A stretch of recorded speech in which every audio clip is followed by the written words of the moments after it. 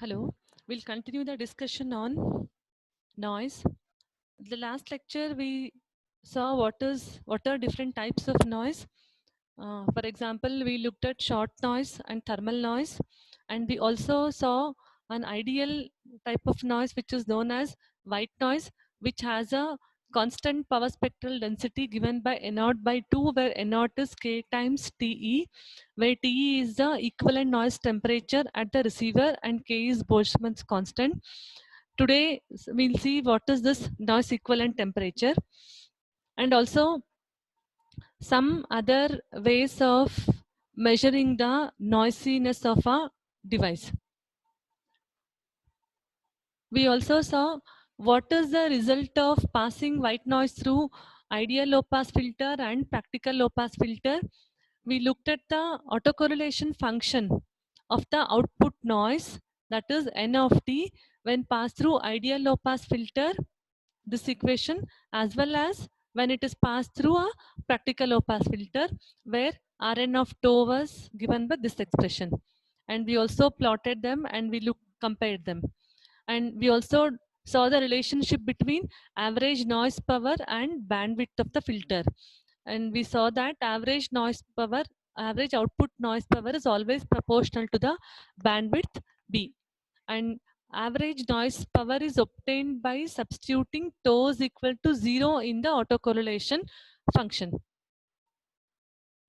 Next, after analyzing what happens when white Gaussian noise is passed through an ideal low pass filter, practical low pass filter, now we'll see the output noise, which is the resultant of passing white Gaussian noise through a narrow band pass filter. Till now, this was either ideal low pass filter or practical low pass filter. Now it's a practical narrow band pass filter. It can be ideal or it can be practical. And the output is named as narrowband noise, represented with N of t. So W of t is white Gaussian noise. N of t is also Gaussian and is known as narrowband noise because it is the output of a narrowband bandpass filter. Just you can recall the concept of amplitude modulation or any other modulation technique which we have studied. We know that all our bandpass signals whose power spectrum was almost similar to what we are seeing here, which was having some small bandwidth along with the center frequency, that is carrier frequency. So we can say that, I mean, this waveform also resembles the waveform of amplitude as well as frequency modulated signal. Now, representation of narrowband noise. Sn of f here is the power spectral density of the output noise, which is narrowband noise, which is given by, so power spectral density of this is power spectral density of white noise, which is N0 by 2 multiplied by squared magnitude response of the narrowband bandpass filter. So Sn of f is this N0 by 2 is power spectral density of white noise multiplied by squared magnitude response of the narrowband filter. And here, if you assume that the input is white Gaussian noise with 0 mean unit power spectral density, unit PSD, then instead of N0 by 2, it will be 1. So it is just mod of h of f whole square. And because it is band pass in nature, whatever the canonical representation of the band pass signal that we had studied in the first module, that holds good for narrow band noise also. So we can say if n plus of t is the pre-envelope of the narrow band noise n of t, then n plus of t is written as n of t plus j n cap of t, and its complex envelope n tilde of t is given by n plus of t into e power minus j 2 pi f c t. And in other way, it is also written as a combination of in phase and quadrature phase components ni of t plus j nq of t. This we had discussed in the very first module itself. And we had also seen the canonical representation of bandpass signals, which now holds good for this narrow band noise. According to that, n of t is ni of t cos 2 pi fct minus nq of t sin 2 pi fct. Now, let us quickly look at some of the properties of narrowband noise. Ni of t and Nq of t, that means in phase and quadrature phase components of the narrowband noise N of t both have a mean equal to 0, and this property says they have the same variance which is equal to variance of the narrowband noise N of t.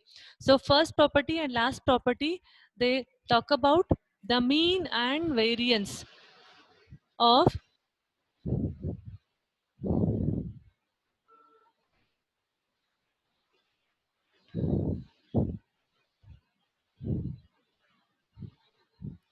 mean and variance of in phase and quadrature phase components. First property says mean is 0, and the last property says both have the same variance equal to N of t.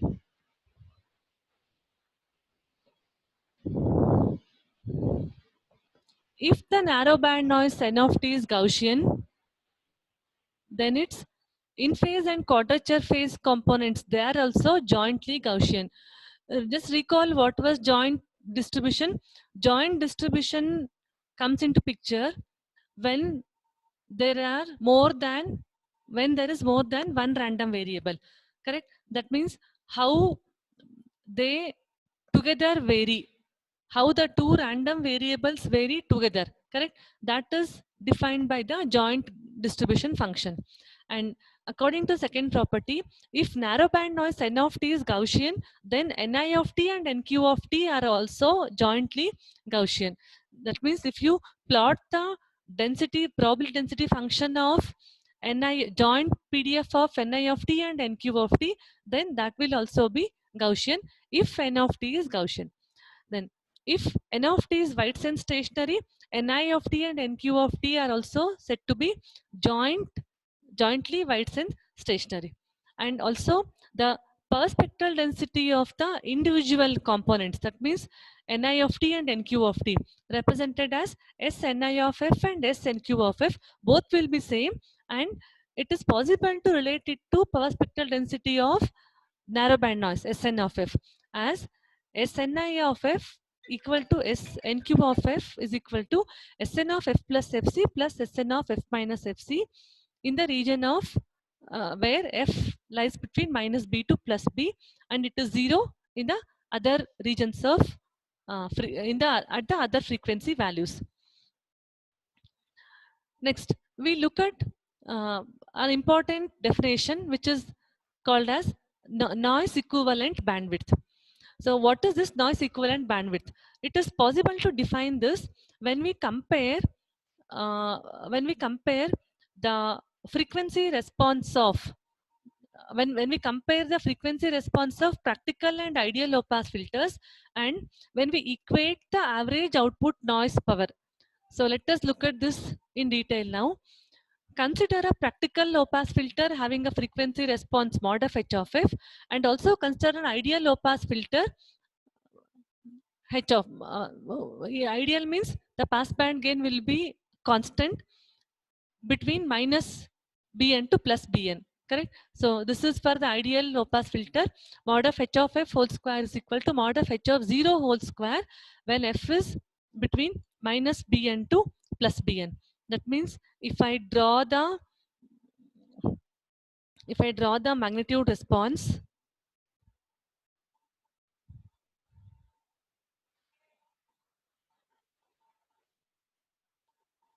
it will be, it looks something like this, correct? So this will be bn, and this will be minus bn, x-axis f, and this will be mod of h of f whole square. Okay, so this is for the ideal low pass filter. So that's what is written here. Mod of h of f whole square is equal to, this is now mod of h of 0 whole square. And in general, we take it as 1 if it is ideal low pass filter. So it is equal to mod of h of 0 square if mod f lies between, if f lies between minus bn to plus bn, or mod f is less than or equal to bn and 0 otherwise. So we have considered a practical low pass filter and an ideal low pass filter, and we have written the expression for power spectral density of the output, which is given by Sn of f is equal to Sw of f multiplied by mod of h of f whole square. And if Sw of f is n0 by 2, it is n0 by 2 mod of h of f whole square. And this is true for both the filters. And also we can write the expression for average output noise power as area under the curve of power spectral density. So it can be written as integration of power spectral density. So this is power spectral density integrated in the region of minus infinity to plus infinity, depending on the frequency range, depending on the non-zero content of the power spectral density. And as mod of h of f whole square is an even function, it is true with the assumption that filter coefficients are real. So Pn, that is average output noise power Pn, is given by n0 2 times. So 2 into 2 gets cancelled. Instead of minus infinity to plus infinity, now it is 0 to infinity, etc. So this is Pn, that is average output noise power of practical low pass filter, and here we are defining the average output noise power of ideal low pass filter with the notation Pn dash. Okay, so Pn dash is n0 by 2 integration minus Bn to plus Bn, because it is now ideal low pass filter with a bandwidth of Bn hertz. So integration minus Bn to plus Bn instead of minus infinity to plus infinity mod of h of 0 square df. So after simplification, this turns out to be Pn dash is equal to n0 times Bn mod of h of 0 whole square. So now we have an expression for average output noise power of output of practical low pass filter, and this is for output of ideal low pass filter. So we have two expressions for average output noise power, one at the output of practical low pass filter, this one, and other at the output of ideal low pass filter. Now if you equate them, then